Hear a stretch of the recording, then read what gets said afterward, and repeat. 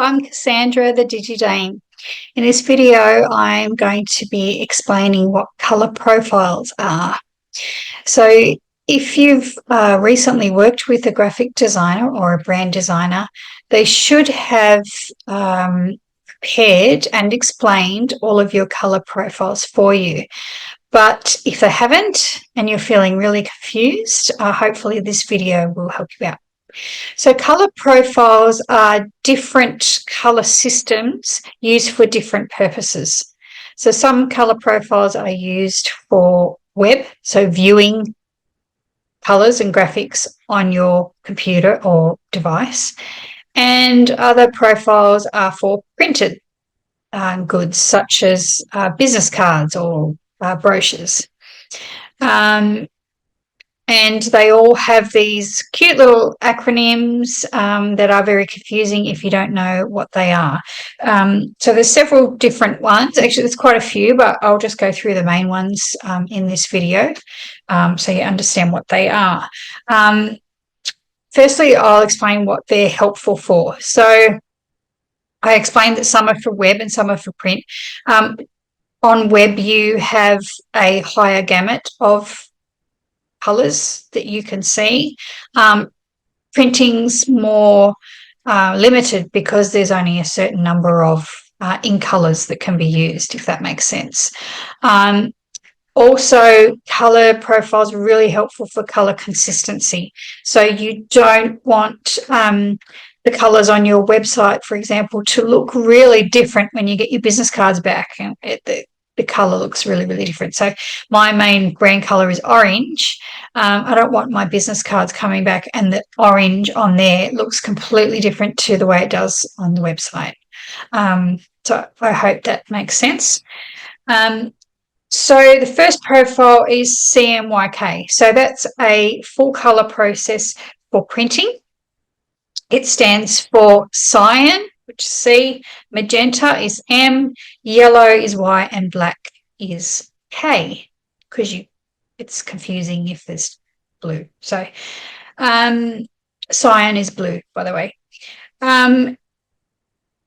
So these are the four colours that are used in your printing, your materials, such as business cards, like I mentioned before, letterheads, all stationery, brochures, flyers, that sort of thing for your business. RGB is essentially used for web colours, and that's red, green, and blue. So those three colours are mixed together to create the whole gamut of colours that you see on a screen. They do tend to be brighter than CMYK colours. So that's where the consistency comes in. You've got to be very careful in matching your print and your web colours together so your brand looks consistent. RGB can also be used for some printing such as fabric, so that's something to be aware of as well. PMS, no, this is not in regards to women. PMS is the Pantone matching system. So you would likely have heard about Pantone. And they tend to be more expensive, Pantone, but they do give you a much better colour match. So Pantone colours are not mixed, they're actually individual inks. So every single Pantone colour will have its own ink. It's not mixed like other printing methods are. So yes, if you use Pantone colours, you're going to get much more colour accuracy, but it's going to cost more when it comes to having your items printed. So businesses usually only use Pantone where colour is exceptionally important. Just to use an example of Cadbury, their purple is trademarked and it's a very important colour to them. So a business like that would be highly likely to use a Pantone colour to make sure that colour is really, really accurate.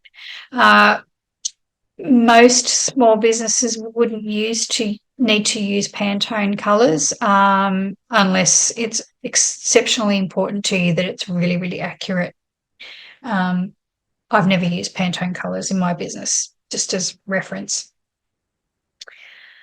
Yeah, as I said before, screen colors, RGB, look very, very different to print, CMYK.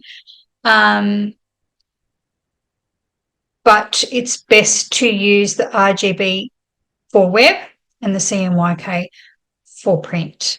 So if your designer gives you files, they really should note on there, this is for web and this is for print, so you know which is which, because you can receive files that look the same but actually have separate color profiles assigned to them. So when I give my final files to clients, so it will say for web or for print, or it will be in a folder that's, this folder is for web, this folder is for print.